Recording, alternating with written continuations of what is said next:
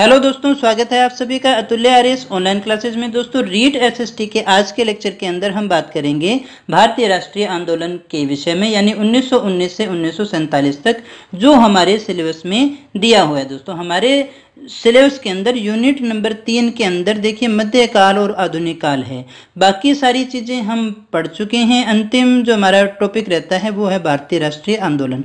और यहाँ ध्यान देने की बात ये है कि यहाँ जो हमारे सामने दिया हुआ वो है 1919 से 1947 तक, यानी भारतीय राष्ट्रीय आंदोलन का वो पार्ट हमें पढ़ना है जो 1919 से लेकर के 1947 तक का भाग है, यानी आज़ादी का जो तीसरा चरण है उसके अंदर हमें बात करनी है दोस्तों।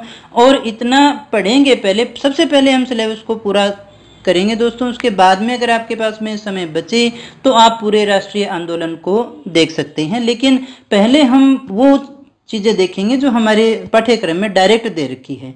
तो हम शुरू करेंगे भारतीय स्वतंत्रता संघर्ष का तीसरा चरण जो माना जाता है 1919 से लेकर के 1947 तक। यहाँ सबसे पहले जिक्र आता है 1919 के रोलेट एक्ट का दोस्तों। तो देखिएगा, रोलेट एक्ट क्या था। क्रांतिकारी गतिविधियों को कुचलने के लिए सरकार ने 1917 ईस्वी में न्यायाधीश सिडनी रोलेट की अध्यक्षता में एक समिति का गठन किया, और ये समिति जो है आतंकवाद को कुचलने के लिए योजना बनाने के लिए नियुक्त की गई थी दोस्तों। 1917 के अंदर सिडनी रोलेट की अध्यक्षता में एक समिति का गठन किया जाता है जो आतंकवाद को कुचलने के लिए योजना बनाती है दोस्तों। क्रांतिकारी गतिविधियों की जो आतंकवादी घटनाएं होती थी उनको रोकने के लिए रोलेट समिति के सुझाव पर ही, यानी इस रोलेट समिति के सुझाव पर ही 17 मार्च 1919 को केंद्रीय विधानसभा ने भारतीय सदस्यों के विरोध के बावजूद रोलेट एक्ट को पास किया। और ये जो समिति थी जो कि क्रांतिकारी गतिविधियों को कुचलने के लिए 1917 में बनाई गई थी, इसी की रिपोर्ट के आधार पर, सुझाव के आधार पर 1919 के अंदर केंद्रीय विधानसभा है जो इस के बारे में एक एक्ट को पास करती है जिसे रोलेट एक्ट के नाम से जानते हैं, जिसका जो हमारे भारतीय सदस्य हैं वो विरोध भी करते हैं, लेकिन हमारा विरोध कोई मायने नहीं रखता है इनके लिए। उसके बाद में भी, विरोध के बाद में भी इस एक्ट को लागू कर दिया जाता है दोस्तों। ये एक बहुत ही खतरनाक एक्ट था, काला कानून इसे कहा जाता था। देखिए इस एक्ट में क्या था। इसमें था कि जो अंग्रेज सरकार है वो बिना मुकदमा चलाए किसी भी व्यक्ति को संदेह के आधार पर जेल में रख सकती थी। रोलेट एक्ट को इसीलिए बिना वकील, बिना अपील, बिना दलील का कानून कहा जाता है, यानी बिना किसी अपील के, बिना किसी दलील के, बिना किसी वकील के, यानी किसी भी व्यक्ति को बिना मुकदमा चलाए वो खतरे के आधार पर वो जो है उसको जेल में रख सकती थी। ये था रोलेट एक्ट, और इसे भारतीय जनता ने काला कानून कहा। तो अगर आपसे पूछा जाए काला कानून किसे कहा जाता है, तो काला कानून जो है वो रोलेट एक्ट को कहा जाता है। क्योंकि काला इसलिए क्योंकि हमारी यहाँ पर कोई सुनवाई नहीं है। एक तो ये हमारी बिना किसी सुनवाई के, बिना हमारी अनुमति के, हमारे विरोध करने के बाद में भी इसको पारित कर दिया गया। और पारित इसलिए कर दिया गया क्योंकि ये अंग्रेजों के पक्ष में था और क्रांतिकारी गतिविधियों को कुचलने के लिए था, और था भी इतना खतरनाक कि किसी के सामने कोई सवाल भी नहीं किया जा सकता था, यानी जब चाहे वो किसी भी व्यक्ति को उठा करके जेल में डाल सकती थी दोस्तों। गांधी जी ने इसके विरुद्ध, यानी रोलेट एक्ट के विरोध में सत्याग्रह करने के लिए सत्याग्रह सभा की स्थापना की। गांधी जी ने क्या किया, इसके विरुद्ध सत्याग्रह करने की कोशिश की, सत्याग्रह करना चाहा, जिसके लिए सत्याग्रह सभा की स्थापना की। 6 अप्रैल 1919 को गांधी जी के अनुरोध पर देश भर में हड़तालों का आयोजन किया जाता है। हिंसा की घटनाओं के कारण गांधी जी का दिल्ली और पंजाब में प्रवेश जो है वो प्रतिबंधित कर दिया जाता है। 9 अप्रैल को गांधी जी जब दिल्ली में प्रवेश कर रहे होते हैं तो उन्हें गिरफ्तार कर लिया जाता है। अब देखिए गांधी जी इसके विरोध में क्या करते हैं, सत्याग्रह करते हैं, और उसी सत्याग्रह के लिए जो है हड़तालें भी की जाती है, और गांधी जी को जो है प्रतिबंधित कर दिया जाता है। न केवल प्रतिबंधित, दिल्ली प्रवेश के समय 9 अप्रैल को इन्हें गिरफ्तार कर लिया जाता है दोस्तों। इसी समय देखिएगा एक बहुत ही दुखद घटना भी होती है जिसे हम जलियांवाला बाग कांड के नाम से जानते हैं दोस्तों। बड़े अच्छे फैक्ट के क्वेश्चन यहाँ से बनते हैं। थोड़ा ध्यान रखना टॉपिक के अंदर, थोड़ी सी क्लास लंबी होगी लेकिन सारे फैक्ट मैंने कोशिश की है कि एक ही वीडियो में डाल दिए जाएं और एक ही वीडियो के अंदर पूरे स्वाधीनता संग्राम को हम कंप्लीट करने वाले हैं दोस्तों। और इतना आपको विश्वास दिलाता हूं कि इतना पढ़ लोगे तो आपका सारा मैटर कवर हो जाएगा दोस्तों। इसके बाद में जो है कुछ और पढ़ने की आपको आवश्यकता नहीं रहेगी दोस्तों। पंजाब में इस रोलेट एक्ट का विरोध करने वाले दो स्थानीय कांग्रेसी नेताओं, दो कांग्रेसी नेता थे, कौन? डॉक्टर सत्यपाल और डॉक्टर सैफुद्दीन किचलू। पंजाब के अंदर क्या हुआ कि रोलेट एक्ट का विरोध करने वाले दो स्थानीय नेता थे, कांग्रेसी नेता थे, नाम क्या था? सत्यपाल, और दूसरे का था सैफुद्दीन किचलू। इनको 9 अप्रैल को क्या कर लिया जाता है? गिरफ्तार कर लिया जाता है। और इस गिरफ्तारी के विरोध के अंदर 10 अप्रैल को एक रैली की जाती है और इस रैली में गोलीबारी होती है जिसमें कुछ आंदोलनकारी मार दिए जाते हैं। देखिए क्या हुआ कि ये जो रोलेट एक्ट था इसके विरोध में जो दो हमारे स्थानीय कांग्रेसी नेता थे सत्यपाल और सैफुद्दीन, इनको जो है 9 अप्रैल को गिरफ्तार कर लिया जाता है, जिसके विरोध के अंदर वहां एक रैली निकाली जाती है और उस रैली पर जो है अंग्रेज पुलिस जो है गोलीबारी करती है और उसमें कुछ आंदोलनकारी मारे जाते हैं दोस्तों। तो आगे देखिएगा, बड़ा ही दुखद दिन था 13 अप्रैल 1919 का। और कौन सा दिन था? वैसाखी का दिन था। 13 अप्रैल 1919 को वैसाखी के दिन इनके विरोध के अंदर, इस घटना के विरोध के अंदर अमृतसर के जलियांवाला बाग में, कहाँ? अमृतसर के जलियांवाला बाग में एक सार्वजनिक सभा बुलाई गई। और दोस्तों ये जो बाग था एक प्रकार से चारों तरफ से बंद था मकानों के द्वारा, तो इसमें भागने के लिए बहुत ज़्यादा जगह नहीं थी। तो जलियांवाला बाग के अंदर एक सार्वजनिक सभा बुलाई गई जनता के द्वारा। सभा स्थल पर क्या होता है? सभा स्थल पर आता है जनरल डायर और बिना किसी चेतावनी के निहत्थी भीड़ पर गोलियां चलवाता है। और कहते हैं कि उसने तब तक गोलियां चलाई जब तक कि उसकी मशीनों में गोलियां खत्म नहीं हो गई थी दोस्तों।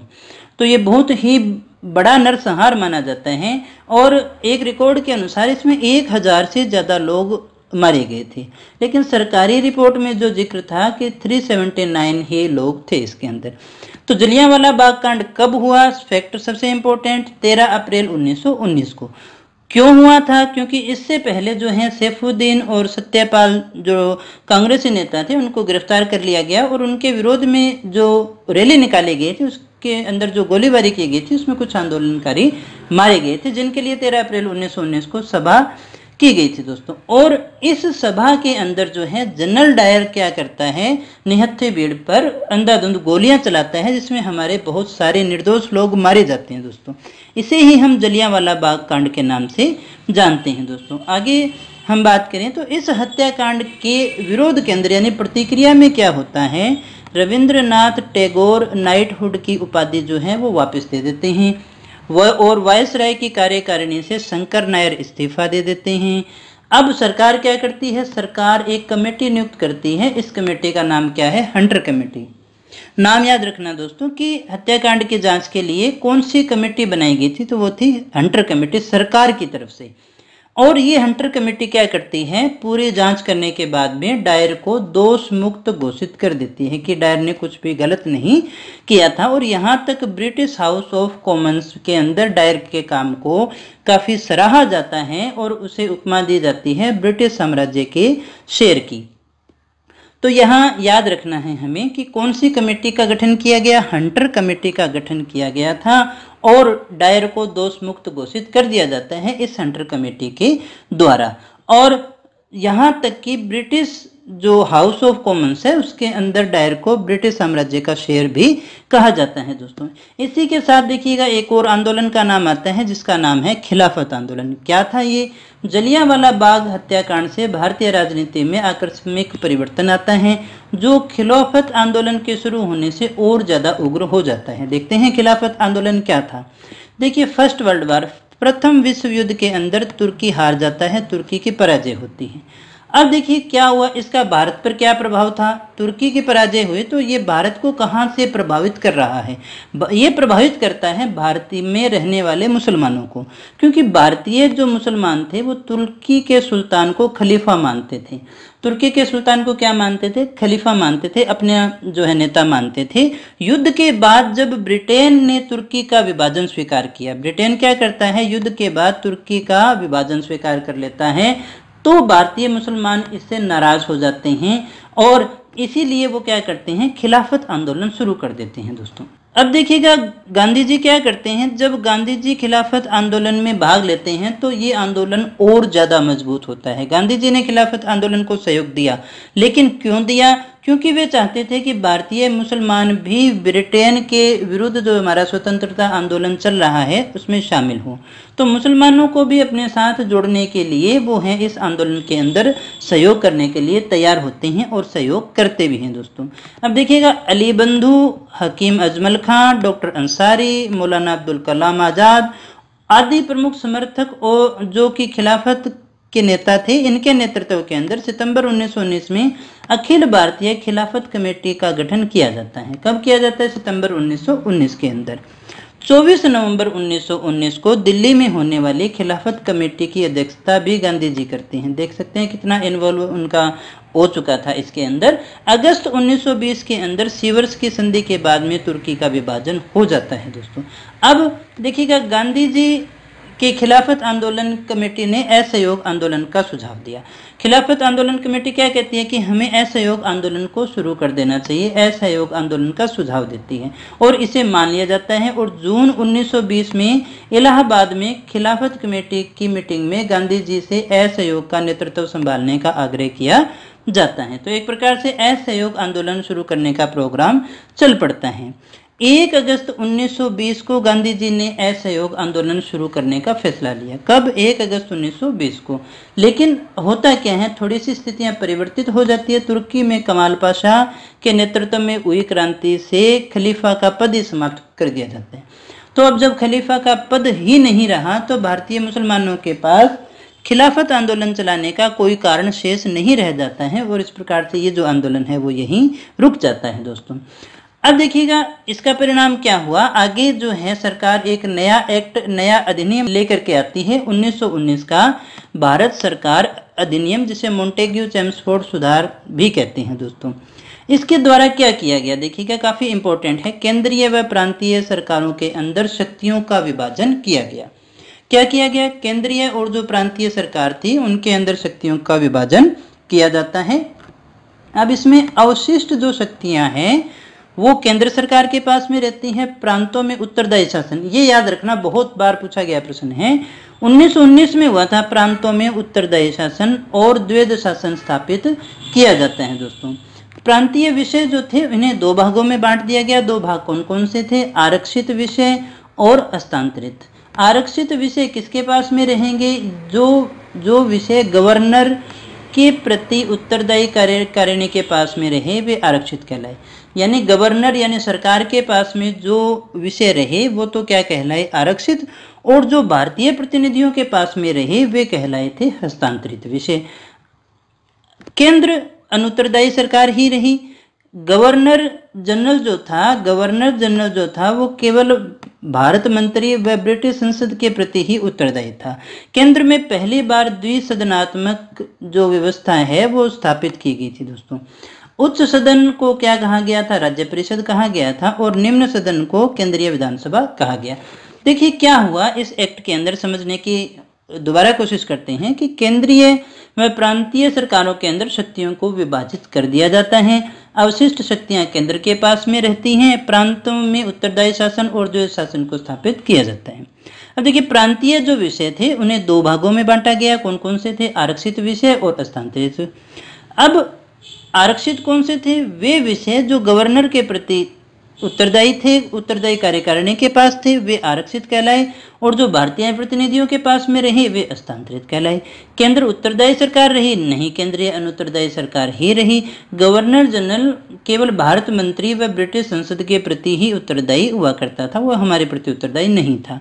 केंद्र में पहली बार द्विसदनात्मक व्यवस्था स्थापित की गई, यानी 2 सदन आए पहली बार, एक उच्च सदन और एक निम्न सदन, जैसा आज भी देखते हैं हम। उच्च सदन जो था वो राज्य परिषद था और जो निम्न सदन था वो था केंद्रीय विधान सभा। अब देखिएगा स्वाधीनता संग्राम के चरण में ही गांधीवादी युग की बात करते हैं हम। 1919 से लेकर के 1929 तक की बात करेंगे पहले, फिर आगे से आगे अपने चलते हैं दोस्तों। तो यहाँ देखिएगा प्रारंभ होता है असहयोग आंदोलन। कब हुआ? 1920-21 का है। अगर आपसे पूछा जाए असहयोग आंदोलन कब प्रारंभ हुआ तो 1920 के अंदर। कहाँ? कलकत्ता में कांग्रेस के विशेष अधिवेशन में। ये जरूर याद रखा करो दोस्तों, ये प्रश्न पूछे जाते हैं, कौन से अधिवेशन में कब निर्णय लिया गया, कब पारित किया गया। तो कलकत्ता में कांग्रेस के विशेष अधिवेशन 1920 में असहयोग आंदोलन संबंधी प्रस्ताव पारित किया गया, जिसे दिसंबर 1920 के अंदर हुए नागपुर वार्षिक अधिवेशन में पुष्टि की गई थी। देखिए इसकी बात कब की गई? कांग्रेस का जो एक विशेष अधिवेशन था 1920 का, उसमें इसके संबंधी प्रस्ताव रखे गए। अब देखिएगा, हर वर्ष जो है वार्षिक अधिवेशन जो कांग्रेस का हुआ करता था वो हुआ था 1920 के अंदर दिसंबर के अंदर नागपुर में। उस नागपुर वार्षिक अधिवेशन के अंदर इसकी पुष्टि की जाती है, यानी लागू किया जाता है। इसके अध्यक्ष कौन थे? राघवाचारी। यहाँ प्रश्न कौन से बनते हैं? असहयोग आंदोलन कब हुआ? दिसंबर 1920 में पारित हुआ। पारित कब हुआ? नागपुर वार्षिक अधिवेशन के अंदर, जिसकी अध्यक्षता राघवाचारी ने की थी दोस्तों। अब इसका प्रस्ताव, अगर प्रस्ताव पूछे तो कांग्रेस का विशेष अधिवेशन कलकत्ता वाला है। कहाँ पारित किया गया? तो हम कहेंगे नागपुर का वार्षिक अधिवेशन, जिसके अध्यक्ष कौन थे? राघवाचारी थे। असहयोग आंदोलन जो था, इसकी प्रकृति कैसी थी, इसका स्वरूप कैसा था? तो इसके दो भाग बनाए गए थे। एक सकारात्मक था और एक था नकारात्मक। अब देखिए, रचनात्मक या सकारात्मक भाग, ये क्या था? राष्ट्रीय विद्यालयों और पंचायती अदालतों की स्थापना करना। और देखिए, रचनात्मक जिसमें हमने कुछ निर्माण किया, ये अपना पॉजिटिव माना जाता है, जो हमारे लिए लाभकारी था। अस्पृश्यता का अंत, हिंदू मुस्लिम एकता की स्थापना, स्वदेशी का प्रसार और कताई बुनाई आदि करना, ये सारे हमारे रचनात्मक कार्य थे। और नकारात्मक कारण कौन से थे? नकारात्मक थे सरकारी उपाधियों एवं प्रशस्ति पत्रों को लौटा देना। जो सरकार ने उपाधियां दी थी उनको वापस कर देना। ये एक प्रकार से देखिएगा सरकार को बेइज्जत करने वाली ही बात होती है कि हम आपके जो आपने दिया था वो चीज़ आपकी वापस लौटा रहे हैं दोस्तों। इसके अलावा सरकारी जो भी हैं उसका बिल्कुल बुरी तरह से बहिष्कार करना, सरकार का बहिष्कार करना, सरकारी स्कूलों का, कॉलेजों का, अदालतों का, विदेशी कपड़ों का बहिष्कार करना। एक तो जो उपाधियां प्रशस्ति पत्र थे उनको वापस लौटाए गए, और दूसरा जो काम किया गया, बहिष्कार किया गया, सरकार की जो भी चीजें थी उन सभी का बहिष्कार किया गया। यानी सरकारी उत्सव समारोह थे उनका भी बहिष्कार किया गया, विदेशी वस्तुओं का भी बहिष्कार किया गया, प्रचार किया गया किसका? स्वदेशी का, कि स्वदेशी अपनाओ और विदेशी को भगाओ। अवैतनिक पदों से तथा स्थानीय निकायों के नामांकित पदों से त्याग पत्र दे देना, यानी सरकार का पूरी तरह से असहयोग आंदोलन क्या था? देखिएगा, हम इसको इस तरह से भी समझ सकते हैं, हमें सरकार का तो क्या करना है? असहयोग करना है। तो असहयोग करने के लिए हम सरकार की तो सभी चीज़ों के देखिए बायकाट करेंगे और हमारी खुद की चीज़ें बनाने की कोशिश करेंगे, जिसके लिए हमें रचनात्मक यानी सकारात्मक पॉइंट्स भी अपनाने पड़ेंगे और नकारात्मक पॉइंट्स भी अपनाने पड़ेंगे दोस्तों। गांधी जी ने 1 अगस्त 1920 को आंदोलन प्रारंभ करने की घोषणा की। याद रखिएगा दोस्तों, इस डेट को 1 अगस्त 1920 को जो है आंदोलन प्रारंभ करने की घोषणा की। लेकिन कांग्रेस की नीतियों में जो परिवर्तन आए उसके कारण एन.ए. बेसेंट, विपिन चंद्र पाल, जिन्ना, सर नारायण आदि जो थे वो कांग्रेस को छोड़ चुके होते हैं दोस्तों। 31 मार्च 1921 को विजयवाड़ा के कांग्रेस अधिवेशन में तिलक फंड की स्थापना की जाती है और इसमें 20 लाख चरखे बांटने का कार्य शामिल किया जाता है। तिलक फंड यानी स्वराज्य कोष की अपनी बात कर रहे हैं। इसी अधिवेशन के अंदर गांधी जी अपने वस्त्रों को कम कर संपूर्ण जीवन केवल एक लंगोटी पहनने का निश्चय करते हैं, जो लंगोटी वो हमेशा पहन करके रखते थे दोस्तों। ये घोषणा इसी अधिवेशन में की गई थी, जो कौन सा था? विजयवाड़ा का कांग्रेस अधिवेशन था, जो कि विजयवाड़ा का कांग्रेस अधिवेशन था। उसके अंदर उन्होंने उम्र भर लंगोटी पहनने का निश्चय किया था दोस्तों। सी.आर. दास जो हैं वो इस आंदोलन से बहुत ज़्यादा प्रोत्साहित होते हैं, वो उनको बहुत ज़्यादा प्रोत्साहित करते हैं और सुभाष चंद्र बोस नेशनल कॉलेज कलकत्ता के प्रधानाचार्य भी बनते हैं। लेकिन इस को जो है मद्रास के अंदर आंदोलन को कोई विशेष सफलता नहीं मिलती है दोस्तों। गांधी जी 1 अगस्त 1920 को आंदोलन की शुरुआत की थी। इस दिन बाल गंगाधर तिलक की मृत्यु हो गई। पूरे देश में शोक छा गया, बहुत सारी हड़तालें हुई, प्रदर्शन हुए, कुछ लोगों ने उपवास भी रखे। इस प्रकार से बड़े जोर शोर के साथ में आंदोलन शुरू होता है दोस्तों। पश्चिमी बंगाल, उत्तर भारत में असहयोग आंदोलन को खूब सफलता मिलती है। देखिएगा, बंगाल के लोग सदा से ही बहुत ज़्यादा विचारशील थे, इसलिए लगभग आंदोलनों के अंदर आपको बंगाल का नाम विशेषतः मिलता है। हमने पुनर्जागरण की भी बात की थी, तो वो भी बंगाल से ही आया था दोस्तों।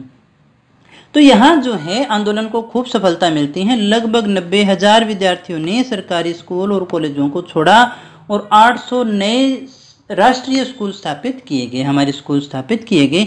शिक्षण संस्थाओं का सबसे ज़्यादा बहिष्कार भी कहाँ हुआ? बंगाल में ही हुआ।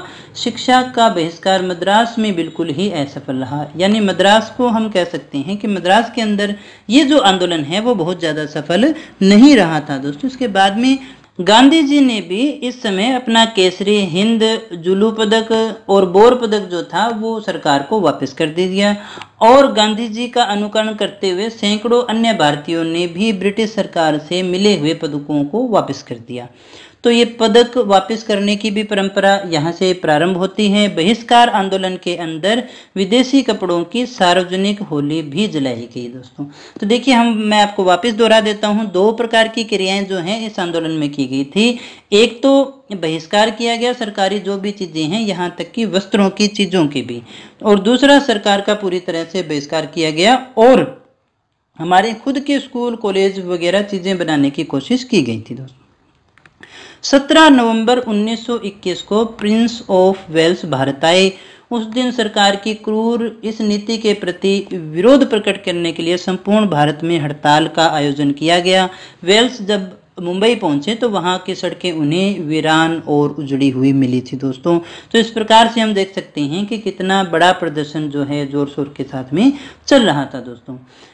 फरवरी 1922 की बात, फरवरी 1922 के दिन जो है गांधी जी वायसराय को एक पत्र लिखते हैं, कागज लिख करके धमकी देते हैं कि यदि एक हफ्ते के अंदर सरकार की उत्पीड़नकारी जो नीतियां हैं उनको वापस नहीं लिया गया तो व्यापक सविनय अवज्ञा आंदोलन शुरू किया जाएगा। क्या किया जाएगा? सविनय अवज्ञा आंदोलन शुरू किया जाएगा दोस्तों। जैसे ही वायसराय को दी हुई धमकी की समय सीमा पूरी हो जाती है और कोई प्रतिक्रिया नहीं आती है, उसी समय गोरखपुर जिले के एक चोरी चौरा नामक स्थान पर 5 फरवरी 1922 को एक कांड होता है जिसे हम चोरी चौरा कांड के नाम से जानते हैं।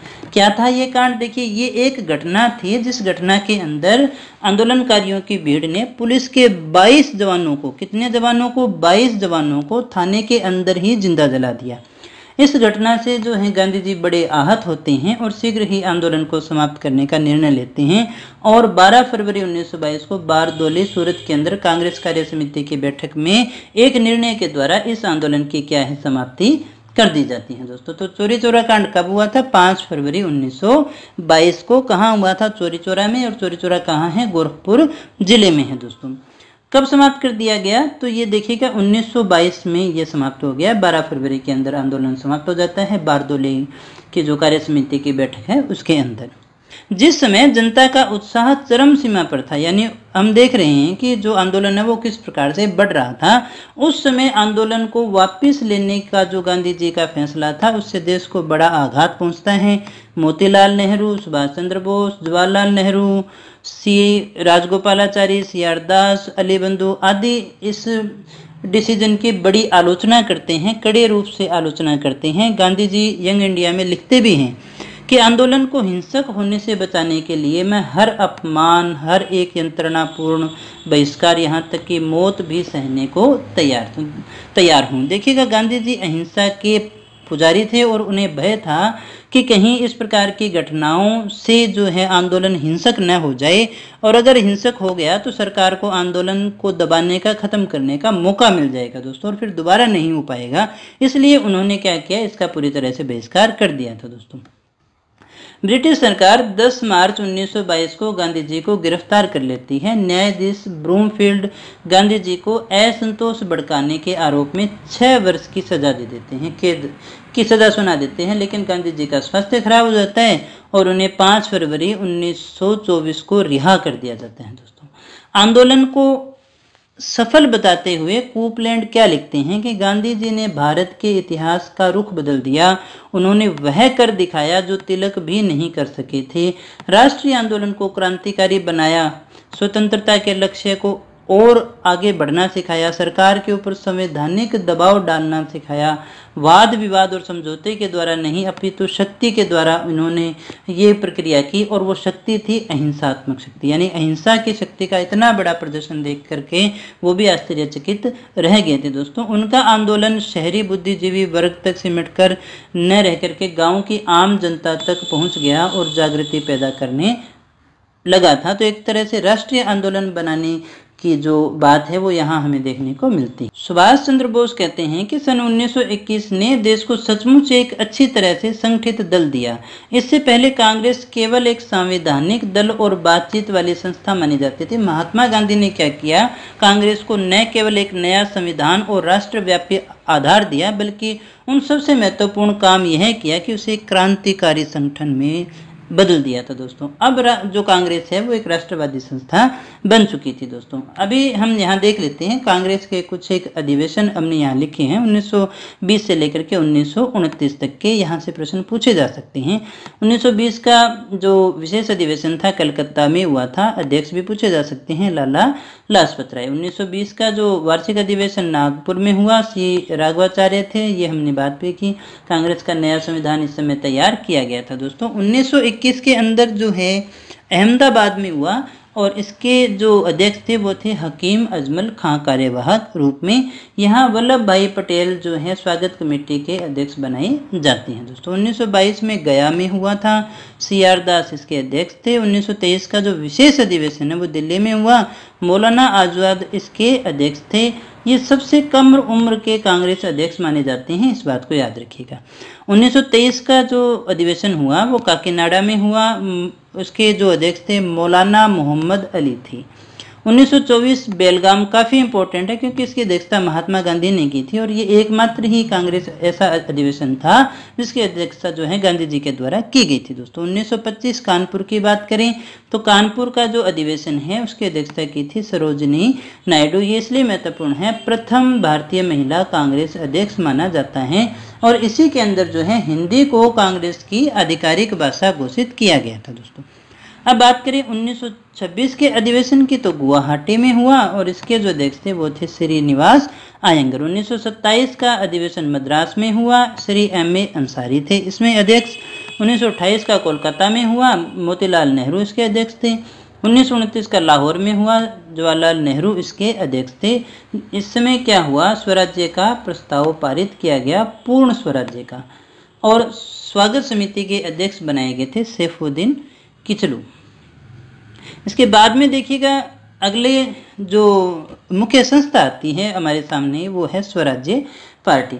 अब देखिए क्या हुआ, असहयोग आंदोलन तो वापस ले लिया गया था, इससे थोड़ी वैचारिक मतभेदता भी हुई, और असहयोग आंदोलन के स्थगन से एक निराशा का भाव जो कांग्रेस में आ गया था, उसने एक नई विचारधारा को जन्म दिया, और ये विचारधारा लेकर आने वाले थे मोतीलाल नेहरू और CR दास। तो 1923 में CR दास और मोतीलाल नेहरू ने इलाहाबाद के अंदर स्वराज्य पार्टी की स्थापना की थी। किसकी स्थापना की थी, स्वराज्य पार्टी की स्थापना जो है वो की गई थी 1923 के अंदर दोस्तों। इसके बाद में देखिएगा हिंदुस्तान रिपब्लिकन एसोसिएशन का भी नाम आता है, ये 1924 की संस्था है।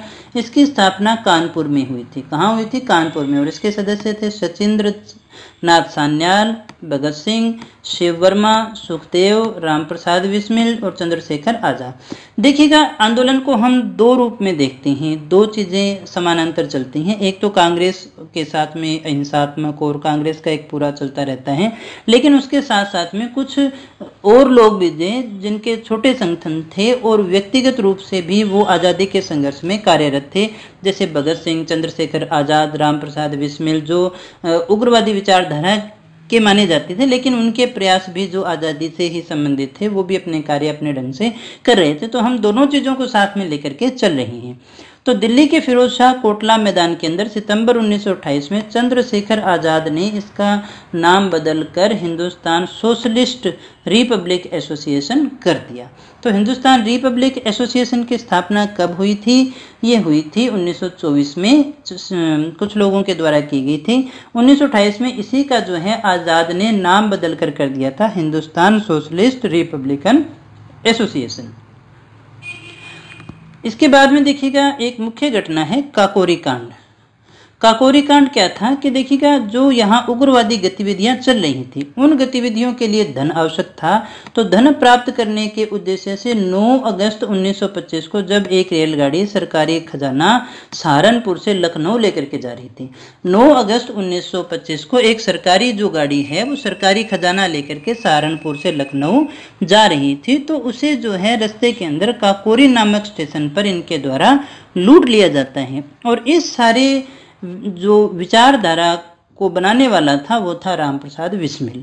सरकार ने इस कांड में शामिल जो थे राम प्रसाद, अशफाकुल्ला, रोशनलाल, राजेंद्र लाहिड़ी, इन सभी को गिरफ्तार कर लेती है और 1927 के अंदर फांसी दे देती है दोस्तों।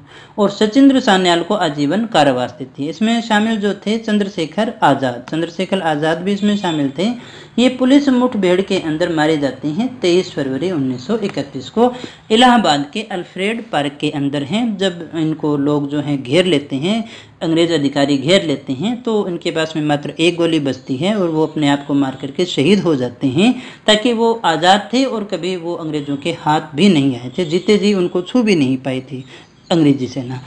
फिर देखिएगा इंपॉर्टेंट चीज़ आती है हमारे साइमन कमीशन। ये सारे डेट वगैरह की ये सारे इंपॉर्टेंट प्रश्न हैं दोस्तों, बहुत बार परीक्षा में पूछे गए हैं।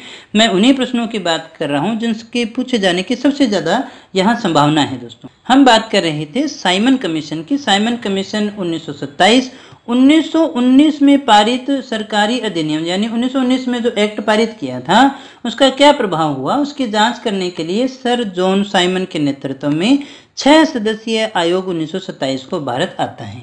अब इसका विरोध किया जाएगा, लेकिन विरोध करने का कारण, तो विरोध करने का सबसे मुख्य कारण जो माना जाता है वो ये था कि इस आयोग के अंदर कोई भी भारतीय नहीं था।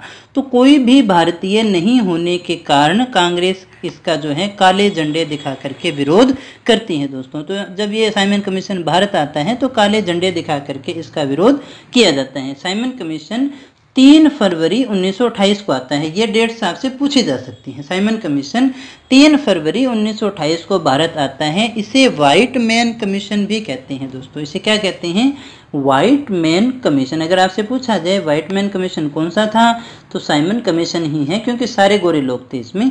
तथा इसका विरोध कर रहे प्रदर्शनकारियों पर लाठी चार्ज किया गया। इस समय जो इसके विरोध करने वाले थे उनमें लाठीचार्ज किया जाता है।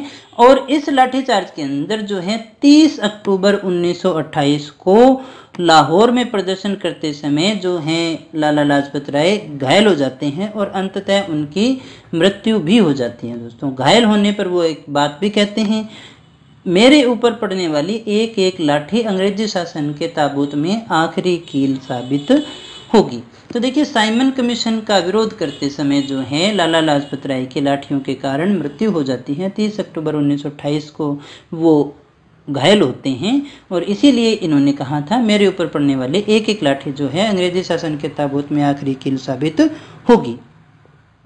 इस घटना से क्षुब्ध होते हैं भगत सिंह, राजगुरु और चंद्रशेखर जैसे कुछ युवा लोग। ये मिलकर के एक प्रोग्राम बनाते हैं और उस प्रोग्राम के तहत जो है 17 दिसंबर, उस कार्यक्रम के तहत 17 दिसंबर 1928 को लाहौर के पुलिस कप्तान सैंडर्स की हत्या कर देते हैं। किसकी हत्या की? कप्तान सैंडर्स की। किसके द्वारा? भगत सिंह, राजगुरु और चंद्रशेखर आजाद के द्वारा। क्यों की गई? लाला लाजपत राय की जो हत्या कर दी जाती है उसके विरोध के अंदर जो है इनकी हत्या की जाती है कप्तान सैंडर्स की।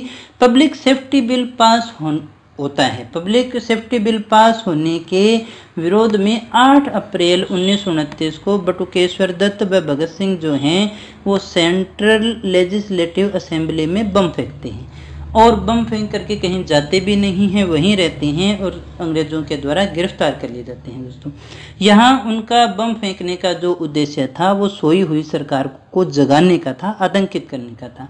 अब क्या हुआ, भगत सिंह, सुखदेव और राजगुरु को गिरफ्तार कर लिया जाता है और 23 मार्च 1931 को इन्हें फांसी दे दी जाती है दोस्तों। तो ये काफ़ी इंपॉर्टेंट घटना है, 23 मार्च 1931 को याद रखिएगा दोस्तों, क्योंकि सैंडर्स की हत्या में भी ये शामिल थे। और लेकिन जब इन्होंने बम फेंका तो उसमें कोई आहत नहीं होता है, वो केवल एक धमाके के लिए ही इन लोगों ने बम फेंका था। अब बात करते हैं नेहरू रिपोर्ट की। साइमन कमीशन का जब इतना विरोध होता है तो अंग्रेजी सरकार है वो कांग्रेस को चैलेंज करती है कि ऐसा है तो आप कोई संविधान बना करके दिखा दीजिएगा। और कांग्रेस जो है इस चैलेंज को स्वीकार कर लेती है, इस चुनौती को स्वीकार कर लेती है और इसी चुनौती के आधार पर एक कमेटी का गठन किया जाता है जिसे संविधान का निर्माण करना था। और इस रिपोर्ट के आधार पर जो कमेटी बनी और इस कमेटी ने जो रिपोर्ट प्रस्तुत की उसे ही हम नेहरू रिपोर्ट के नाम से जानते हैं। इसे भारतीय संविधान का ब्लूप्रिंट भी कहा गया। 28 अगस्त 1928 को नेहरू रिपोर्ट को प्रस्तुत किया गया था। डेट पूछी जा सकती है। बहुत कुछ इस पे विवाद रहा, पक्ष विपक्ष आने के बाद में 1929 के अंदर इसे कैंसिल कर दिया गया, इसे निरस्त कर दिया गया। इसके बाद में हम बात करते हैं गांधीवादी युग। अगला युग शुरू होता है 1929 से लेकर के 1939 तक का। हम बात करते हैं 1930 के सविनय अवज्ञा आंदोलन का। सविनय अवज्ञा, विनय के साथ हम कहना मानने से इनकार करते हैं। 1929 के लाहौर अधिवेशन में कांग्रेस कार्यकारिणी को सविनय अवज्ञा आंदोलन शुरू करने का अधिकार दिया गया। इसके पश्चात 1930 को साबरमती आश्रम में हुई कांग्रेस कार्यकारिणी की दूसरी बैठक में महात्मा गांधी को सविनय अवज्ञा आंदोलन शुरू करने की बागडोर सौंपी जाती है। आंदोलन शुरू करने से पूर्व इस आंदोलन को टालने का गांधी जी प्रयास भी करते हैं और इसलिए इरविन को जो है 2 मार्च 1930 को एक 11 सूत्रीय मांग पत्र भी भेजते हैं, लेकिन वहां से कोई जवाब नहीं आता है। तो इरविन को एक और पत्र लिखते हैं जिसमें गांधी जी लिखते हुए कहते हैं, मैंने रोटी मांगी थी और मुझे पत्थर मिला, अब इंतजार की घड़ियां समाप्त हुई। क्या कहा, मैंने रोटी मांगी थी और मुझे पत्थर मिला, इंतजार की घड़ियां खत्म हुई। किसके बारे में है, इरविन को जो इन्होंने 11 सूत्री मांग पत्र लिखा था। उसके बाद में सविनय अवज्ञा आंदोलन शुरू किया जाता है। और इसमें होता क्या है, सविनय अवज्ञा आंदोलन के तहत महात्मा गांधी 12 मार्च 1930 को एक ऐतिहासिक यात्रा करते हैं नमक सत्याग्रह के लिए। नमक सत्याग्रह की शुरुआत करते हैं साबरमती आश्रम से अपने 78 अनुयायियों के साथ 200 किलोमीटर की एक पैदल यात्रा करते हैं जिसे डांडी मार्च कहते हैं। 5 अप्रैल 1930 को वे डांडी पहुंचते हैं और सांकेतिक रूप से कानून को तोड़ते हैं नमक बना करके। और इसे ही हम सविनय अवज्ञा आंदोलन की शुरुआत मानते हैं दोस्तों, क्योंकि नमक का बड़ा प्रभाव था। हर घर में नमक उपयोग में आता है, एक भावनात्मक संबंध होता है नमक के साथ में, इसलिए गांधी जी ने नमक का चुनाव भी किया था। अब इस यात्रा की जो तुलना है सुभाष चंद्र बोस नेपोलियन के पेरिस मार्च से करते हैं। किससे करते हैं, पेरिस मार्च से करते हैं। और मुसोलिनी के रोम मार्च से भी इसकी जो है तुलना की जाती है दोस्तों। तमिलनाडु में गांधीवादी राजनेता सी राजगोपालाचारी ने तिरुचेनगोड आश्रम से तिरुचिरापल्ली से वीराण्य तक जो है नमक यात्रा की और नमक कानून को तोड़ा। पश्चिमोत्तर प्रांत में मुसलमानों ने खान अब्दुल गफार खान के नेतृत्व में सविनय अवज्ञा आंदोलन चलाया। सीमांत गांधी अब्दुल गफार खान के नेतृत्व में गठित खुदाई खिदमतगार, ये नाम याद रखिएगा, लाल कुर्ती गैंग भी कहते हैं इसको, लाल कुर्ती संगठन ने सविज्ञा आंदोलन के अंदर महत्वपूर्ण भूमिका निभाई थी दोस्तों। पूर्वोत्तम में 13 वर्षीय युवा नागा महिला गार्डियन लिव ने भी अपना नागा साथियों के साथ सविनय अवज्ञा आंदोलन को पूरा समर्थन दिया था। और गार्डियन लिव को जो है रानी की उपाधि से सम्मानित किया था नेहरू जी ने। तो ये 13 वर्ष की एक महिला थी जिसने सविनय अवज्ञा आंदोलन में भाग लिया। ये प्रश्न भी बहुत बार पूछा गया है दोस्तों। अगर लाल कुर्ती संगठन का पूछा जाए तो खान अब्दुल गफार खान का नाम इसमें आता है और रानी गार्डियन लिव इसका नाम आता है, जिनका संबंध किसके साथ था, पूर्वोत्तर राज्य की ये महिला थी, नागा महिला थी। इसके बाद में देखिएगा ब्रिटिश सरकार ने 30 जून 1930 को कांग्रेस और उससे संबंधित संगठनों को गैरकानूनी घोषित कर दिया। अब ये क्या करती है सरकार, गैरकानूनी घोषित कर देती है कांग्रेस और उससे जुड़े हुए सभी संगठनों को। और इसके बाद में गांधी जी और नेहरू जी को गिरफ्तार कर लिया जाता है और इसके विरोध में मजदूर फिर क्या करते हैं, हड़ताल करते हैं, विरोध भी करते हैं, जिसमें कई पुलिस से संघर्ष करते हुए मजदूर जो हैं वो मारे जाते हैं। दोस्तों, इस आंदोलन के समय सबसे भयानक दमन चक्र का रूप दरासना में हमें देखने को मिला था 21 मई को, जिसमें सरोजनी नायडू, इमाम साहब और मणिलाल के नेतृत्व में लगभग 25,000 सेवकों को दरासना नामक कारखाने पर धावा बोलने से पहले ही लाठियों से पीटा गया था। दोस्तों, ये एक बहुत ही दर्दनाक घटना थी। बहुत ही बुरी तरह से दमन चक्र जो सरकार का है वो इस समय हमें देखने को मिलता है। सविनय अवज्ञा आंदोलन के दौरान हजारों स्त्रियों ने अपने घर के चार दीवारी को लांघकर सड़क पर आकर शराब और विदेशी कपड़ों की दुकानों पर धरना दिया था और गिरफ्तार होकर जेल भी गई थी। तो हम देख सकते हैं कि ये एक ऐसा आंदोलन था जिसके अंदर महिलाएं भी पीछे नहीं रही थी। स्वदेशी के लिए वो भी निकल करके आगे आनी शुरू हो चुकी थी। दोस्तों, उसके बाद में हम बात करते हैं गांधी इरविन समझौते के विषय में। तो ये समझौता क्या था, ये जुड़ा हुआ है प्रथम गोलमेज सम्मेलन के अंदर जो हमारे भारत की समस्याओं को सुलझाने के लिए किया जाना था। ये आयोजित किया गया था 12 नवंबर 1930 से 13 जनवरी 1931 तक लंदन के अंदर। ये बहुत बार आता है प्रश्न, इसलिए इसको ध्यान में रखिएगा दोस्तों। ये फेल हो जाता है। तो इसकी विफलता के बाद तेज बहादुर सप्रू और जयकर के प्रयासों से एक माहौल बनता है गांधी और इरविन के समझौते का।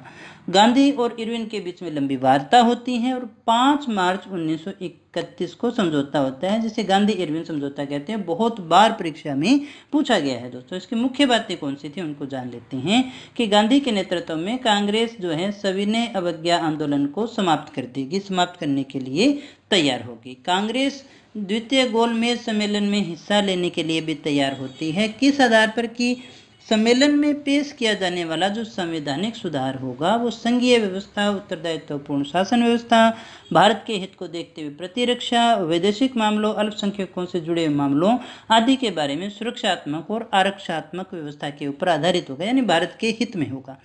अब देखिए, सभी राजनीतिक बंदियों, किसको, सभी राजनीतिक बंदियों जिनके विरुद्ध कोई हिंसा के आरोप नहीं है उन्हें रिहा कर दिया जाएगा। साथ ही विदेशी कपड़ों और शराब की दुकानों पर शांतिपूर्ण धरना देने का अधिकार दिया जाए और समुद्री तटीय प्रदेशों के अंदर बिना नमक कर दिए नमक बनाने की अनुमति दी जाए। तो ये कुछ एक बातें थी जो गांधी इरविन समझौते में की गई थी।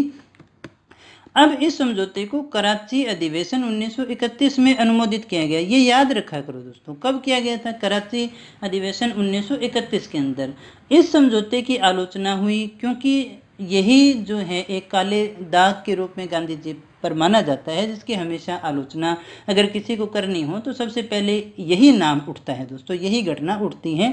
इस समझौते की जो आलोचना इसलिए की गई क्योंकि इस समझौते में भगत सिंह, राजगुरु, सुखदेव की रिहाई के बारे में कुछ भी नहीं कहा गया। भगत सिंह की पृष्ठभूमि में गांधी इरविन समझौता स्वाधीनता संग्राम की कहानी के कुछ उन प्रकरणों में से माना जाता है जिनके लिए गांधी जी को आलोचना की दृष्टि से देखा जाता है और आज भी उनकी आलोचना जो है वो इसी आधार पर की जाती है। दोस्तों, गांधी जी ने कहा था कि गांधी मर सकते हैं लेकिन गांधीवाद क्या है, हमेशा जीवित रहेगा। इसके बाद में देखिएगा दूसरे गोलमेज सम्मेलन की बात करते हैं। कब हुआ, 7 सितंबर 1931 से लेकर 1 दिसंबर 1931 तक होता है। कांग्रेस के एकमात्र प्रतिनिधि के रूप में गांधी जी इसमें हिस्सा लेते हैं। किसने हिस्सा लिया था, गांधी जी ने। इनके विरोध में चर्चिल ने ब्रिटिश सरकार की आलोचना करते हुए कहा कि वह देशद्रोही फकीर को बराबर दर्जा देने की बात कर रही है। सरकार किसको कहा, सरकार को कहा कि सरकार देशद्रोही फकीर को बराबर का दर्जा देने की बात कर रही है। सम्मेलन के समय रेमजे मैकडोनाल्ड ब्रिटेन के प्रधानमंत्री थे, सैमुअल होर बार सचिव और वेलिंगटन भारत के वायसराय थे। इस समय दलित नेता भीमराव अंबेडकर ने दलितों के लिए पृथक निर्वाचक मंडल की मांग भी यहाँ रखते हैं, जिसे गांधी जी ने अस्वीकार कर दिया। यह सम्मेलन सांप्रदायिकता के विवाद के कारण पूरी तरह से असफल रहा, यानी सांप्रदायिकता यहाँ ज़्यादा दिखाई दी, इसलिए ये भी जो सम्मेलन था वो फेल हो गया। फ्रैंक फॉरेस्ट नामक ब्रिटिश नागरिक ने गांधी जी के बारे में सम्मेलन के समय कहा था कि अर्धनंगे फकीर के ब्रिटिश प्रधानमंत्री से वार्ता के समय सेंट पॉल पैलेस की सीढ़ियाँ चढ़ने का दृश्य अपने आप में एक अनोखा और दिव्य प्रभाव उत्पन्न कर रहा है दोस्तों। ऐसे स्टेटमेंट आ जाते हैं, इसलिए इनको याद रखा करिएगा। 28 दिसंबर 1931 को जब लंदन से बम्बई पहुंचे, उन्होंने कहा यही सच है कि मैं खाली हाथ लौट रहा हूं। ये स्टेटमेंट देकर के भी पूछे जा सकते हैं कि कब कहा था। 28 दिसंबर 1931 को गांधी जी जब लंदन से बम्बई पहुंचे तो उन्होंने कहा यही सच है कि मैं खाली हाथ लौट रहा हूं, किंतु मुझे संतोष है कि जो ध्वज मुझे सौंपा गया था मैंने उसे नीचा नहीं होने दिया, उसके सम्मान के साथ में मैंने किसी प्रकार का समझौता नहीं किया था। गोलमेज सम्मेलन से आने के बाद गांधी जी वायसराय वेलिंगटन से मिलने की इच्छा व्यक्त करते हैं, लेकिन वो मिलने से मना कर देते हैं। साथ ही गांधी इरविन समझौता भी दफन कर दिया जाता है, उसके ऊपर भी कोई ध्यान नहीं दिया जाता है। इससे मजबूर होते हैं गांधी जी और द्वितीय सविनय अवज्ञा आंदोलन शुरू करने की घोषणा करते हैं। दूसरा सविनय अवज्ञा आंदोलन जो शुरू होता है 1932 से 1934 के मध्य।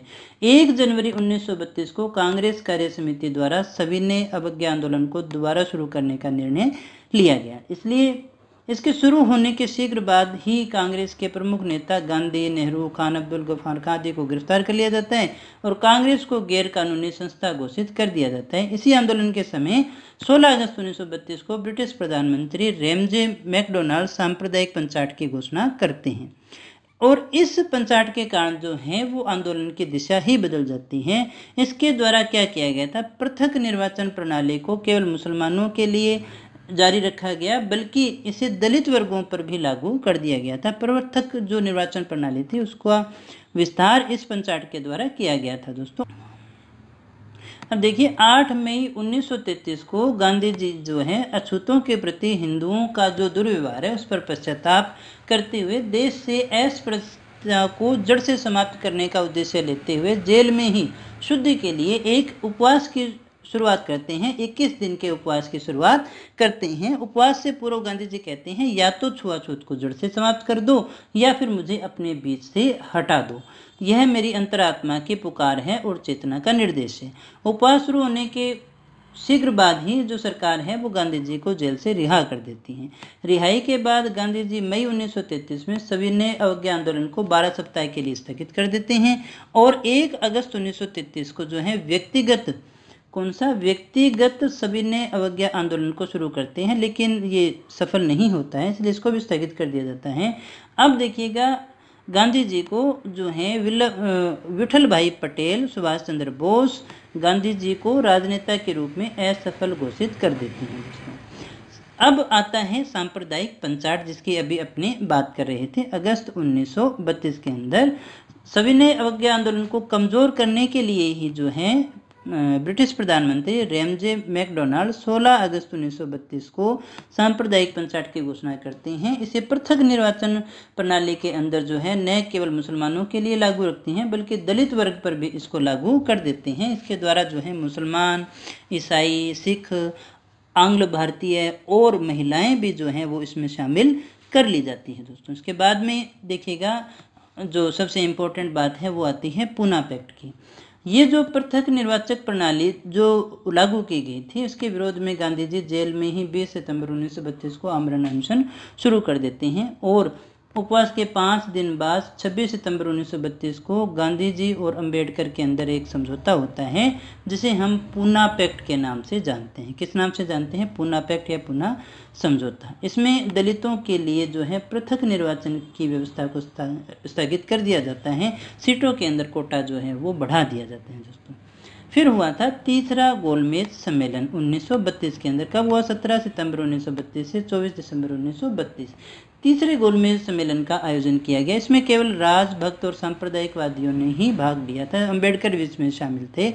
अंबेडकर वे व्यक्ति थे जिन्होंने तीनों गोलमेज सम्मेलनों में भाग लिया था।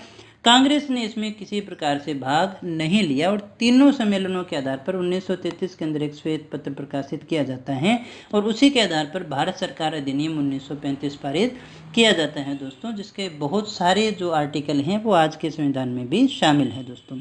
गांधी जी हरिजन उत्थान के लिए एक लीग स्थापित करते हैं, अखिल भारतीय छुआछूत विरोधी लीग, और हरिजन नामक समाचार पत्र का भी प्रकाशन करते हैं सितंबर 1932 में।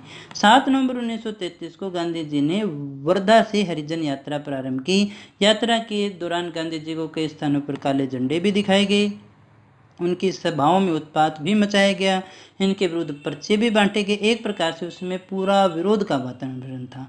इसी समय 25 जून 1934 को पूना में गांधी जी की कार पर बम भी फेंका गया। यानी एक तरह से गांधी जी का जो है बुरा दौर हम कह सकते हैं राजनेता के रूप में, इनका जो इतना विरोध था वो बाद में भी कभी देखने को नहीं मिला था दोस्तों। 1930 से 1939 के मध्य जो सम्मेलन हुए, अधिवेशन हुए, उनकी बात कर लेते हैं। इनमें से एक आधा क्वेश्चन आ जाता है। 1930 का जो अधिवेशन किया ही नहीं गया था। 1931 के अंदर कराची में हुआ, अध्यक्ष थे वल्लभ भाई पटेल। मौलिक अधिकारों के प्रस्ताव पर इसमें बात की गई थी। 1932 का जो है वो दिल्ली में था प्रतिबंधित। 1933 के अंदर कलकत्ता, 1934 के अंदर बम्बई, जिसके अध्यक्ष रहे थे डॉक्टर राजेंद्र प्रसाद। 1935 में आयोजित नहीं किया गया। 1936 में लखनऊ में अध्यक्षता की थी नेहरू जी ने। 1938 के अंदर हरिपुरा, सुभाष चंद्र बोस। ये एक पहला अधिवेशन था जो गांव में हुआ था और इसकी अध्यक्षता जो है वो किसने की थी? सुभाष चंद्र बोस के द्वारा की गई थी। 1939 का काफ़ी चर्चित रहा था, त्रिपुरा संकट के नाम से जाना जाता है। इसके अध्यक्ष रहे थे सुभाष चंद्र बोस। त्यागपत्र दे देते हैं और बाद में जो है अध्यक्ष बनाए जाते हैं राजेंद्र प्रसाद। इसके बाद में देखिए गांधीवादी युग 1939 से 1947 तक की अपनी बात करते हैं। त्रिपुरी संकट काफ़ी ज़्यादा महत्वपूर्ण है। 1939 के कांग्रेस के वार्षिक अधिवेशन में सुभाष चंद्र बोस गांधी जी के पसंद के उम्मीदवार पट्टाभी सीतारमैया को हरा देते हैं और दूसरी बार अध्यक्ष चुन लिए जाते हैं। इस पर गांधी जी जो है पट्टाभी सीतारमैया की हार को अपनी हार मानते हैं और चुनाव के बाद अधिवेशन में पारित प्रस्ताव द्वारा अध्यक्ष को गांधी जी की इच्छा के अनुसार कार्य समिति के सदस्य नियुक्त करने के लिए कहा जाता है। लेकिन गांधी जी कोई भी नाम सुझाने से जो है वो इनकार कर देते हैं। व्यथित होकर सुभाष चंद्र बोस क्या करेंगे? 1939 के अंदर कांग्रेस अध्यक्ष पद से इस्तीफा ही दे देते हैं और इस्तीफा देने के बाद राजेंद्र प्रसाद को सुभाष की जगह जो है नया कांग्रेस अध्यक्ष बनाया जाता है। 3 मार्च 1939 को सुभाष चंद्र बोस जो है एक सभा की स्थापना करते हैं जिसे फॉरवर्ड ब्लॉक कहते हैं। क्वेश्चन बहुत बार पूछा गया है दोस्तों। 1939 के अधिवेशन के अंदर जब सुभाष चंद्र बोस जीत जाते हैं, पट्टाभी सीतारमैया हार जाते हैं, तो इस हार को जो है वो अपनी हार मानते हैं गांधी जी और इससे क्षुब्ध हो जाते हैं। वो किसी प्रकार का सहयोग करने से इनकार कर देते हैं। तो जो हार करके सुभाष चंद्र बोस हैं वो कांग्रेस के अध्यक्ष पद से इस्तीफा दे देते हैं और उनके स्थान पर जो है डॉक्टर राजेंद्र प्रसाद को नया अध्यक्ष बनाया जाता है और सुभाष चंद्र बोस जो है फॉरवर्ड ब्लॉक की स्थापना करते हैं। दोस्तों अगस्त प्रस्ताव की बात करते हैं। कांग्रेस मंत्रिमंडलों के त्यागपत्र के पश्चात कांग्रेस का वार्षिक अधिवेशन मौलाना अबुल कलाम की अध्यक्षता में रामगढ़ में होता है। इसमें यह कहा जाता है कि ब्रिटिश सरकार इस शर्त पर सहयोग करेगी कि केंद्र में अंतरिम राष्ट्रीय सरकार गठित की जाए। कांग्रेस के इस प्रस्ताव के प्रत्युत्तर में वायसराय लिनलिथगो ने कांग्रेस को सहयोग प्राप्त करने के लिए एक प्रस्ताव रखा जिसे अगस्त प्रस्ताव के नाम से जानते हैं। क्या था? कांग्रेस के प्रस्ताव के प्रत्युत्तर में जो लिनलिथगो थे वो एक प्रस्ताव रखते हैं, इसे ही अगस्त प्रस्ताव के नाम से जानते हैं। दोस्तों इसके प्रमुख बिंदु क्या थे? युद्ध के बाद प्रतिनिधिमूलक संविधान निर्मात्री सभा का गठन किया जाएगा। वर्तमान में वायसराय की कार्यकारिणी की संख्या में अतिशीघ्र वृद्धि की जाएगी। एक युद्ध सलाहकार परिषद का गठन किया जाएगा। अल्पसंख्यकों को बिना विश्वास में लिए किसी भी संवैधानिक परिवर्तन को लागू नहीं किया जाएगा और भारत के लिए डोमिनियन स्टेट बनाना जो है वो मुख्य लक्ष्य रहेगा। दोस्तों फिर आता है गांधी जी का व्यक्तिगत सत्याग्रह। यह भी काफ़ी महत्वपूर्ण है। तत्कालीन वायसराय थे लिनलिथगो जो 8 अगस्त 1940 को अगस्त प्रस्ताव लेकर के आते हैं, उसको पूरी तरह से कांग्रेस जो है वो अस्वीकार कर देती है और व्यक्तिगत सत्याग्रह जो है वो गांधी जी के नेतृत्व में शुरू करने का निर्णय लिया जाता है। यह 17 अक्टूबर 1940 को प्रारंभ होता है। व्यक्तिगत सत्याग्रह कब हुआ? 17 अक्टूबर 1940 को। और प्रथम सत्याग्रही के रूप में विनोबा भावे का नाम आता है। ये नाम बहुत बार पूछा जाता है। व्यक्तिगत सत्याग्रह के अंदर पहला नाम किसका था? तो विनोबा भावे का। कब शुरू हुआ? 1940 के अंदर। दूसरे देखिए नेहरू जी थे। इसका चरण जो है 5 जनवरी 1941 को शुरू हुआ। इनके अलावा राजगोपालाचारी, सरोजनी नायडू और आसफ अली खान भी इसके अंदर जेल में गए थे व्यक्तिगत सत्याग्रह के अंदर। इसके बाद में देखिएगा क्रिप्स मिशन भी है जो भारत आता है। स्टैफोर्ड क्रिप्स के नेतृत्व में एक प्रतिनिधिमंडल 22 मार्च 1942 को भारत भेजा गया। ये एक प्रस्ताव लेकर के आता है जिसके जो मुख्य बिंदु थे वो थे, युद्ध के बाद भारत को एक डोमिनियन स्टेट का दर्जा दिया जाएगा जो किसी घरेलू या बाहरी सत्ता के अधीन नहीं होगा, और यदि वह चाहेगा तो ब्रिटिश राष्ट्रमंडल से संबंध विच्छेद कर सकेगा। युद्ध के पश्चात एक संविधान निर्मात्री परिषद बनाई जाएगी जिसमें ब्रिटिश भारत और देसी रजवाड़ों दोनों के प्रतिनिधि शामिल होंगे, जिसमें से कुछ सदस्यों को प्रांतीय विधायकों द्वारा और कुछ को शासकों के द्वारा मनोनीत किया जाएगा। एक ऐसी परिषद भी बनाई जाएगी। ब्रिटिश भारत का कोई भी प्रांत अगर नए संविधान को स्वीकार करना न चाहे तो वर्तमान संवैधानिक स्थिति बनाए रखने का भी उसको अधिकार होगा। युद्ध के दौरान एक कार्यकारी परिषद का गठन किया जाएगा जिसमें भारतीय जनता के मुख्य वर्गों को के प्रतिनिधियों को शामिल किया जाएगा। इस प्रकार के जो प्रावधान हैं वो क्रिप्स मिशन के थे, जो कि 22 मार्च 1942 को भारत भेजा गया था दोस्तों। अब यहाँ जो है मुख्य मांग उठती है पाकिस्तान की, तो पाकिस्तान शब्द को याद रखिएगा चौधरी रहमत अली के द्वारा दिया गया था दोस्तों। महात्मा गांधी क्या करते हैं इस समय, क्रिप्स मिशन के बारे में कहते हैं कि ये एक उत्तर तिथिया चेक है और संभवतः इसमें किसी और ने एक शब्द जोड़ दिया, ऐसे बैंक के नाम जो टूट रहा है। संभवतः नेहरू जी ने ही कहा था, ऐसा सुनने में आता है, पढ़ने में आता है। कांग्रेस की कार्य समिति की बैठक में क्रिप्स प्रस्तावों के बारे में कहा गया कि भविष्य के वायदों से संतुष्टि नहीं चाहिए, हमें तो वास्तविक स्वतंत्रता से ही संतुष्टि मिलने वाली है। यानी क्रिप्स मिशन के प्रस्तावों को स्वीकार नहीं किया जाता है। अब बारी आती है भारत छोड़ो आंदोलन की, जिसे हम आर पार की लड़ाई के नाम से जानते हैं। 14 जुलाई 1942 को वर्धा में आयोजित कांग्रेस कार्य समिति की बैठक में भारत छोड़ो आंदोलन पर एक प्रस्ताव पारित किया गया। ये डेट याद रखिएगा दोस्तों, कहाँ पर, वर्धा के अंदर 14 जुलाई 1942 को। इससे पहले भी जो है बात हो चुकी थी इस आंदोलन के विषय के अंदर गांधी जी के द्वारा। 14 जुलाई 1942 को भारत छोड़ो प्रस्ताव के कांग्रेस की कार्य समिति द्वारा पास किए जाने से पूर्व गांधी जी ने कांग्रेस के भीतर ही भारत छोड़ो प्रस्ताव के विरोधियों को चुनौती देते हुए कहा था, यदि संघर्ष का उनका प्रस्ताव पारित नहीं किया जाता है तो देश की बालू से ही कांग्रेस से बड़ा आंदोलन खड़ा कर दूंगा। यानी जो इनके विरोधी थे, जो भारत छोड़ो आंदोलन के विपक्ष में थे, उनको चुनौती देते हुए इन्होंने कहा था। 7 अगस्त 1942 को, ये बहुत ही ऐतिहासिक दिन था, 7 अगस्त 1942 को बम्बई के ऐतिहासिक ग्वालियर टैंक मैदान में भारतीय राष्ट्रीय कांग्रेस की वार्षिक बैठक होती है जिसमें मौलाना आज़ाद के नेतृत्व में वर्धा प्रस्ताव की पुष्टि की जाती है। इसमें बम्बई कांग्रेस ने भारत छोड़ो आंदोलन के प्रस्ताव को थोड़े बहुत संशोधन के बाद में पारित कर दिया 8 अगस्त 1942 को। कब पारित किया गया? 8 अगस्त 1942 को। कहाँ? बम्बई कांग्रेस अधिवेशन के अंदर, ग्वालियर टैंक में। और मुस्लिम लीग और कम्युनिस्ट पार्टी ने इसका बहिष्कार किया था दोस्तों। ये ऐसे प्रश्न बहुत बार घुमा फिरा करके पूछे गए हैं। इस सम्मेलन में गांधी जी ने कहा कि संपूर्ण आज़ादी से कम किसी भी चीज़ से मैं संतुष्ट होने वाला नहीं हूँ। हो सकता है नमक टैक्स, शराबखोरी आदि को समाप्त करने का प्रस्ताव दें, लेकिन मेरे शब्द होंगे आज़ादी से कम कुछ नहीं। मैं आपको एक मंत्र देता हूँ, करो या मरो। इस मंत्र का आशय है या तो हम भारत को आज़ाद करेंगे या कोशिश में अपनी जान दे देंगे। अब देखिएगा, इसी के संबंध में आता है कि सुचिता कृपलानी, छोटू भाई पुराणिक, बिजू पटनायक, आरपी गोयकना, ये भूमिगत नेता हुआ करते थे। ये बम, गोला बारूद जैसी सामग्री को एक दूसरे स्थान पर गुप्त संगठनों में बांटने का कार्य किया करते थे। आंदोलन के प्रति सरकार का रवैया बिल्कुल दमनात्मक रहता है और गांधी जी ने आगा खां पैलेस के अंदर 10 फरवरी 1943 को जो है 21 दिन के उपवास की घोषणा करते हैं और खराब स्वास्थ्य के कारण इन्हें 6 मई 1944 को कैद से जो है रिहा कर दिया जाता है। क्योंकि जैसे ही जो आंदोलन की घोषणा होती है तो मुख्य नेताओं को गिरफ्तार कर लिया जाता है।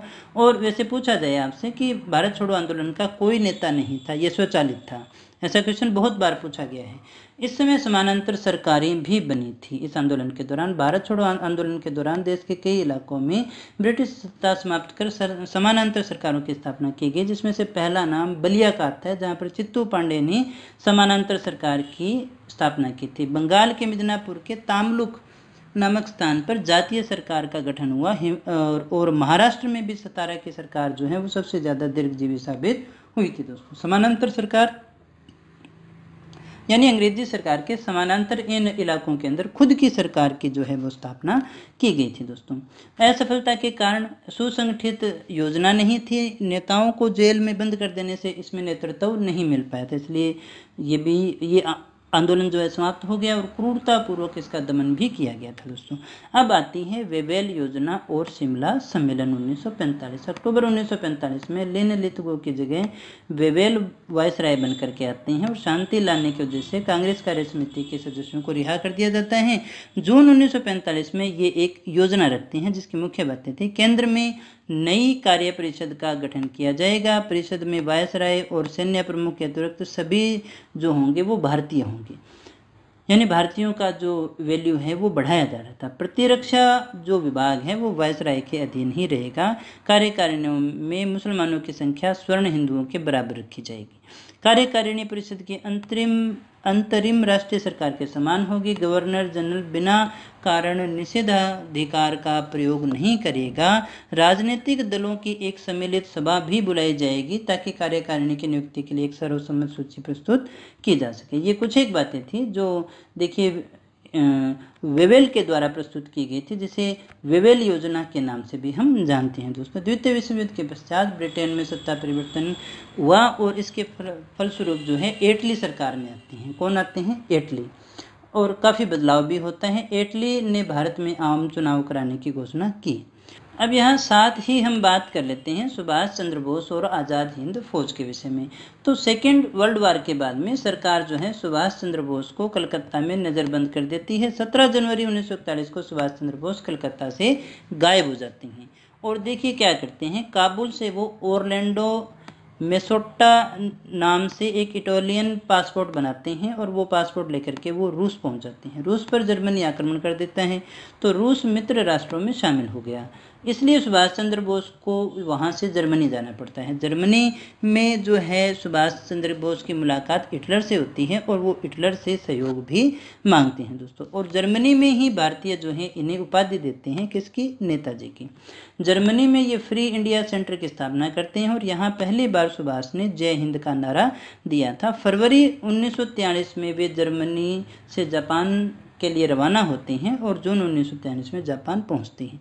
टोक्यो में देखिए क्या होता है, रास बिहारी बोस का नाम बहुत महत्वपूर्ण है। 1942 में इन्होंने इंडियन इंडिपेंडेंस लीग की स्थापना की थी। इससे पहले ब्रिटिश भारतीय सेना ने एक भारतीय अधिकारी मोहन सिंह ने लाया के अंदर जो है 15 दिसंबर 1941 के अंदर आज़ाद हिंद फौज की स्थापना भी की थी। इस फौज में कौन थे? आज़ाद हिंद फौज के अंदर ब्रिटिश भारतीय सेना के वे सैनिक हुआ करते थे जिन्होंने जापान के समक्ष जो है आत्मसमर्पण कर दिया था दोस्तों। जून 1943 में रास Bihari Bose Indian independence league का बैंकॉक में एक सम्मेलन बुलाते हैं जिसमें सुभाष चंद्र बोस को लीग और आज़ाद हिंद फौज का नेतृत्व सौंप देते हैं। अब 7 जुलाई 1943 को रास बिहारी बोस सिंगापुर में आज़ाद हिंद फौज की कमान सुभाष चंद्र फौज को पूरी तरह से सौंप देते हैं। सुभाष आज़ाद हिंद फौज के सेनापति बनते हैं और इसी समय एक नारा देते हैं, वो नारा है दिल्ली चलो। आज़ाद हिंद फौज की 3 ब्रिगेड हुआ करती थी, नाम पूछे जा सकते हैं, सुभाष ब्रिगेड, नेहरू ब्रिगेड और गांधी ब्रिगेड। महिलाओं के लिए जो है रानी लक्ष्मीबाई के नाम से भी एक रेजिमेंट और बनाई गई थी जिसे रानी झांसी रेजिमेंट कहा करते थे। अब मलेशिया के सैनिकों से आह्वान करते हुए सुभाष ने क्या कहा था वो हमारे लिए जानना बहुत ज़रूरी है, बहुत बार ये पूछा गया है। क्या कहा था? तुम मुझे खून दो मैं तुम्हें आज़ादी दूंगा। 6 नवंबर 1943 को जापानी सेना ने अंडमान और निकोबार द्वीप को जीत लिया और जीत करके आज़ाद हिंद फौज को सौंप दिया। बोस इनका नाम रखते हैं शहीद द्वीप और स्वराज द्वीप। 6 जुलाई 1944 को बोस जो है आज़ाद हिंद रेडियो का प्रसारण करते हैं और इस प्रसारण से जो है महात्मा गांधी से भारतीय स्वाधीनता संग्राम के अंतिम युद्ध के लिए आशीर्वाद मांगते हैं। इस प्रसारण में ही बोस जो है पहली बार गांधी जी के लिए राष्ट्रपति शब्द का प्रयोग करते हैं। कैप्टन शाहनवाज के नेतृत्व में आज़ाद हिंद फौज की एक बटालियन भारत बर्मा सीमा पर आक्रमण करने के लिए जापानी सेना के साथ बर्मा भेजी जाती है। मई 1945 में ब्रिटिश सेना रंगून पर जो है पुनः अधिकार कर लेती है और इसलिए फौज के जो सैनिक थे उनको आत्मसमर्पण करना पड़ता है। दोस्तों, कहा जाता है कि टोक्यो जाते समय हवाई जहाज में आग लगने के कारण 18 अगस्त 1945 को सुभाष चंद्र बोस का निधन हो गया। हालांकि ये बात आज भी संदेह के दायरे में है, कोई पुख्ता सबूत किसी को नहीं मिला है। दोस्तों, सरकार ने आज़ाद हिंद फौज के सिपाहियों पर वेवेल के काल के अंदर देखिएगा लाल किले में 1945 के अंदर एक मुकदमा चलाया गया जिसका देशव्यापी विरोध किया गया।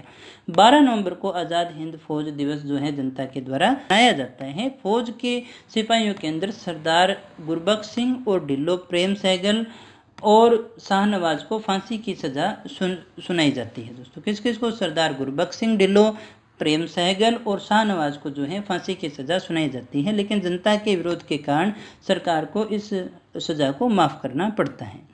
अब एक और घटना आती है शाही सेना के विद्रोह की, जो एक उस समय प्रत्यक्ष विद्रोह जो था वो यही मान करके चलते हैं अपनी सेना के द्वारा, इतना बड़ा प्रत्यक्ष विद्रोह। 18 फरवरी 1946 को शाही नौसेना सिग्नल प्रशिक्षण के HIMS तलवार के 1100 सैनिकों के द्वारा, नाविकों के द्वारा, जिन्हें रेटिंग्स कहते थे, विद्रोह किया जाता है।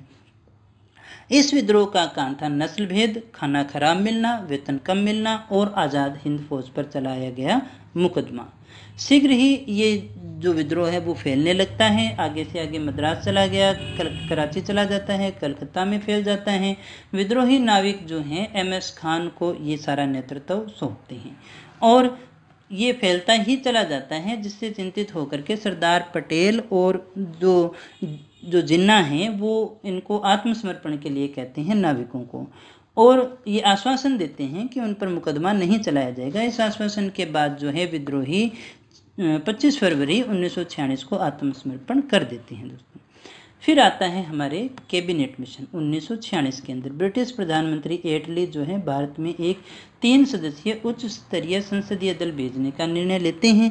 इस संसदीय दल में ब्रिटिश कैबिनेट के 3 सदस्य लॉर्ड पैथिक लॉरेंस जो भारत सचिव थे, सर स्टेफर्ड क्रिप्स जो व्यापार बोर्ड के अध्यक्ष थे और A.V. अलेक्जेंडर जो नौसेना के मंत्री थे, ये शामिल थे। इनका कार्य था भारत को शांतिपूर्ण सत्ता हस्तांतरण के उपाय तलाशना और संविधान तैयार करने की कार्यप्रणाली को तय करना। ये जो है कैबिनेट मिशन 23 मार्च 1946 को भारत आता है, जिसका उद्देश्य था शांतिपूर्ण भारत को सत्ता हस्तांतरित करने के उपाय तलाशना और संविधान तैयार करने की कार्यप्रणाली को तय करना, जो कि 3 अधिकारी इसमें शामिल थे। दोस्तों, कैबिनेट मिशन के अनुसार संविधान का निर्माण होकर नवीन सरकार के गठन के लिए एक अंतरिम सरकार की स्थापना की जाएगी, जिसमें सदस्य होंगे 14। कितने सदस्य होंगे?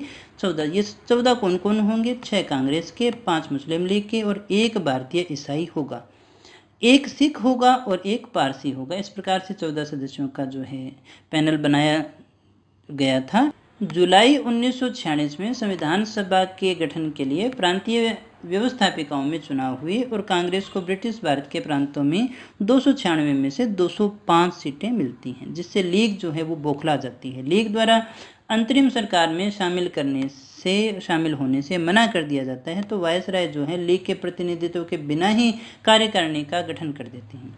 12 अगस्त 1946 को वायसराय पंडित नेहरू को अंतरिम सरकार बनाने के लिए आमंत्रित करते हैं और इस कदम के विरोध के अंदर 16 अगस्त को जो लीग है उसके द्वारा प्रत्यक्ष या सीधी कार्यवाही दिवस मनाया जाता है। ये 16 अगस्त का दिन काफ़ी काला दिवस इतिहास के अंदर माना जाता है, जिसमें खूब मारकाट होती है और ये साबित करने का प्रयास किया गया था कि हिंदू और मुसलमान जो हैं वो साथ नहीं रह सकते हैं। दोस्तों, अंतरिम सरकार का गठन 2 सितंबर को नेहरू के नेतृत्व में अंतरिम सरकार शपथ लेती है और इसके सदस्य थे नेहरू, पटेल, आसफ अली, डॉक्टर राजेंद्र प्रसाद, राजगोपालाचारी, शरद चंद्र बोस, डॉक्टर जॉन मिथाई।